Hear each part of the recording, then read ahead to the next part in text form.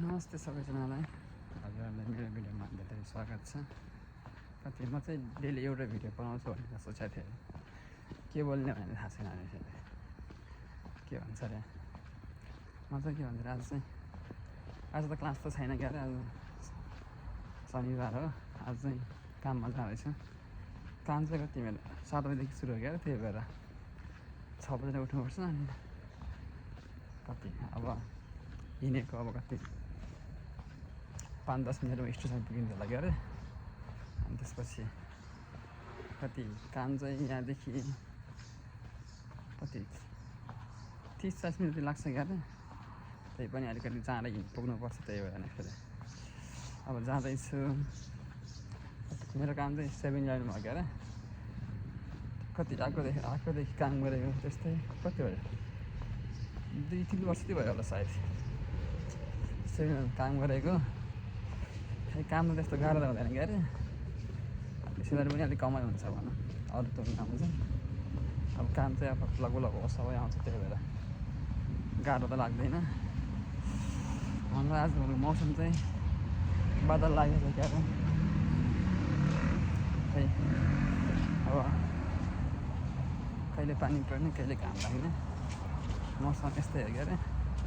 तर गर्मी हुनुभन्दा त खै यस्तो के भन्छ अरे बादल लाग्दै ठिक लाग्छ क्या अरे। पानी परेको भन्दा त पानी पर्दा नि झाउ लाग्छ बाहिर हिँड्नलाई। अब घाम लाग्दा नि झाउ लाग्ने। तर यसो के भन्छ अरे बादल लाग्यो भने चाहिँ ठिकै हुन्छ त्यस्तो। अब गर्मी नि हुँदैन क्या अरे अनि पानी पनि झाउ लाग्छ। त्यही भएर फेरि कति आजै त्यही हो कति 1 बजे 5 बजे 1 बजीसम्म काम छ क्या। त्यसपछि फेरि रुममा आयो त्यो खानासाना खायो। त्यसपछि आजको दिन पनि सायद त्यतिमै जान्छ होला। काम मात्रै हो आज। अब त्यस्तो केही प्लानिङमा छैन जस्तो लाग्छ क्या। हामी चाहिँ अब काम गर्ने ठाउँमा पुग्न लाग्यो क्या अरे। बिहानै भएर त पसलहरू कुनै खोला छैन यो। अब मैले काम मान्छे उ त्यहाँ हो क्या अरे। त्यो चाहिँ अब 24 घन्टा खोल्छ क्या अरे। दिन रातै खोल्छ त्यही भएर त्यहाँ चाहिँ खोलेको छ क्या अरे। मेरो काम चाहिँ यसमा हो क्या अरे यो पसलमा हो। कति आजको 6 घन्टा यहीँ हो। यहाँभित्र छिटै 6 घन्टा यहीँभित्र के गर्नु काम गर्नै पऱ्यो। आजको ड्युटी चाहिँ भ्यायो।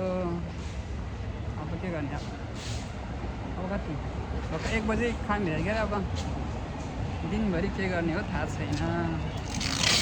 अब त्यही पढाइ लेखाइ मन लाग्दैन क्या अरे। अब मुखीबाट त खाना खानु पऱ्यो क्या अरे गएर। अनि त्यसपछि फेरि यताउति के हुन्छ अब सायद सुतिन्छ होला जस्तो पनि लाग्छ। हेरौँ अब के गरिन्छ आजको सायद कामदामहरू सबै भएकोले क्या अरे। यो चाहिँ हामी काम गर्ने के भन्छ अरे छेउको ठाउँहरू यस्तो छ क्या अरे। के काम आँखा पनि राम्रोसँग हेर्न मिल्दैन त्यसरी। कति बिहान आएको क्या अरे घाम लागेपछि फेरि आँखा पनि अलिक कस्तो राम्रोसँग नदेखिने। अरू त मलाई बोल्न आएन अरे फेरि। मेरो आजको दिनको बारेमा कुरा गर्नु पर्दाखेरि चाहिँ कति आज चाहिँ बिहान कति 7 बजीदेखि काम थियो क्या अरे। त्यही भएर 6 बजीतिर उठ्यो अनि नुहाइधुवाइ गरेर कामतिर गयो क्या अरे। मेरो काम चाहिँ उता अर्को एकीतिर हो क्या अरे। यहाँबाट कति रुमबाट त्यस्तै 30-40 मिनट कति लाग्छ क्या अरे। ट्रेनमा चढ्नुपर्छ। कति आज कति 5.5 घन्टा काम गरेको थियो क्या अरे। कति 24 घन्टाको काममा आज के भन्छ 24 घन्टाको दिनमा कति 5.5 घन्टा काम गऱ्यो। बाँकी त कति यत्तिकै गयो भने फेरि कति 7 देखि 1 बजीसम्म काम थियो क्या अरे। त्यो बिचमा चाहिँ 30 मिनट जति ब्रेक टाइम हुन्छ। अनि त्यसपछि कति 1 बजीतिर छुट्टी भएर रुमतिर आयो। यताउति गऱ्यो हल्का रुमसुम सफा गऱ्यो भने आज चाहिँ हप्ताको 1-2 चोटि चाहिँ रुमसुम सफा गर्नुपर्छ क्या अरे धेरै नभए पनि। अनि त्यसपछि फेरि एकछिन यसो बाहिरतिर गयो यसो अलिअलि दौडिनको लागि। काम छैन, त्यही भएर यसो हल्का स्वास्थ्यलाई भयो नि ख्याल राख्नु भनेर यसो काम नभए बेलामा दौडिनुपर्छ भनेर यसो दौडिन गएको थियो। कति 30-40 मिनट कति दौडेको थियो होला सायद। यसो दौडियो आयो, त्यही अब खाना बनाउनु त अब जहिले बनाउनै पर्छ के अरे। अब खानासाना बनायो, खायो। तर खासै आज पढ्छु भने सोचेको थिएँ, खासै पढ्नै पाएन।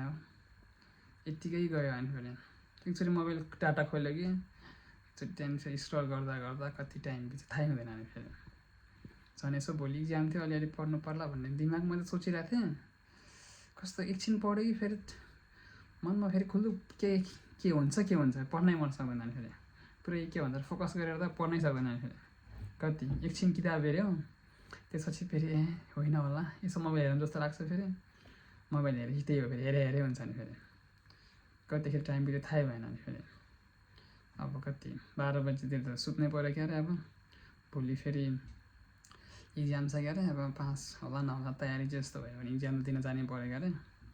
फेरि दिन गएन भने पनि पैसा फिर्ता आउँदैन क्या अरे, यत्तिकै सकिन्छ। त्यही भएर आजको दिन पनि खै त्यस्तो वाला केही नै भएन, यत्तिकै नर्मली बित्यो भनौँ। जिन्दगी पुरै बितिरहेछ, खै त्यस्तो प्रगति भएको जस्तो केही फिल नै भएको छैन। अन्त प्रगति नै भएको छैन क्या अरे। अब फिल त कहाँ हुने र, प्रगति नभएपछि खै अब हरेक दिन केही अलिकति भयो भने प्रगति हुन पाए हुन्थ्यो क्या। तर कसरी गर्ने भन्ने कि फेरि प्रगति पनि फेरि केमा गर्ने हो भन्ने, फेरि के गर्ने भन्ने थाहा छैन। त्यही भएर फेरि प्रगति नै भएको छैन भने जस्तो। अब केही गरौँ भन्ने अब ऊ भयो भए त अलिकति प्रगति हुन्थ्यो कि। अब त्यो नि ठिक लाग्छ, यो नि ठिक लाग्छ। कुन गरौँ भन्दा मोबाइल हेर्दै दिन जान्छ। अनि फेरि यो मोबाइल हेर्ने बानी के भन्छ बानीले पनि जिन्दगीलाई धेरै पछाडि धकेल्ने भयो अरे के अरे। केही छैन, अब आजको दिन यत्तिकै गयो क्या अरे। सायद भोलिको त्यस्तै हुन्छ होला। अलिकति आफ्नो जिन्दगीलाई अलिकति चेन्ज गर्नुपर्ने भएको छ। बानी के भन्छ अरे दैनिक गर्ने कामहरूलाई चाहिँ। अब काम त त्यतिकै होइन क्या अरे। अब 4-5 घन्टा त्यति हो, त्यसपछिको बाँकी समय त्यतिकै बिताउँछ मेरो। काम भयो अलिकति पैसा नि आउँथ्यो होला क्या अरे, काम छैन, रुममा फेरि यत्तिकै जान्छ। फेरि नाके फेरि केही गर्छु भन्ने सोचेको थियो, केही गर्नै सकेन। अनि फेरि पढ्छु भनेर सोचेको थियो क्या अरे दिमागमा चाहिँ, त्यो नि सकेन। अनि फेरि त्यही पनि केही छैन। अब दिन चाहिँ जस्तो भए पनि राति आनन्दले सुत्नुपर्छ। त्यही भएर आजलाई चाहिँ यति नै, आजको दिन यतिकै बित्यो क्या अरे। त्यही चाहिँ जेसुकै भए पनि जस राम्रै भन्नु पऱ्यो। अब दिन चाहिँ जस्तो भए पनि राति अब मजाले सुत्नुपर्छ। Okay bye, good night.